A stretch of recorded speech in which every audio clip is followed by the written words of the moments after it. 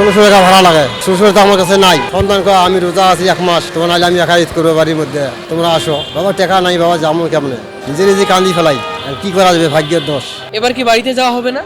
না, ঈদের পরে যাবো। তো টাকা পয়সা নাই, গাড়ির দাম বেশি, ইনকাম কম, রাস্তার লোকজন নাই, সব চলে গেছে।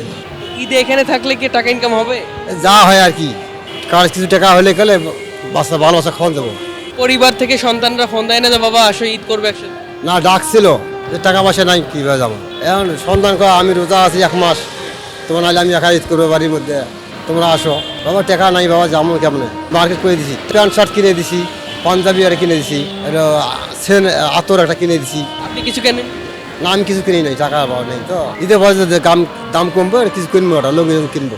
আর আমি তো রিক্সা চালাই, আমি আর কি আমি কিছু অভাবে স্বভাব নষ্ট, বুঝছে। এই হচ্ছে ব্যাপারটা। শুধু বউ আর বাচ্চার জন্য কিনছি। কি কিনেছেন?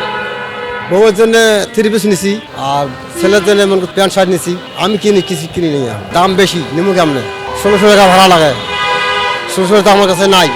ঈদের পরে গেলে 500 টাকা যাওয়ান যাবো, এইভাবে আছি। আজকে পরিবারের সাথে ঈদ করতে পারছেন না, কষ্ট হচ্ছে না? কষ্ট হচ্ছে, হ্যাঁ। সকালবেলা আমি কাঁদি ফেলাছি, সকালবেলা একা একা কাঁদি ফেলাছি, যাওয়ার অভাবে, টাকার অভাবে যাইতে পারি না। ঈদে খাওয়া দাওয়া হবে কোথায়? এই হোটেলে বললে খাই, মাছ টাছ নেই, হোটেলে খাই। কালকে হোটেল বন্ধ থাকতো তো, এই কোথায় রেজাল্ট হচ্ছে আর কি, সেই জায়গায় খাবো।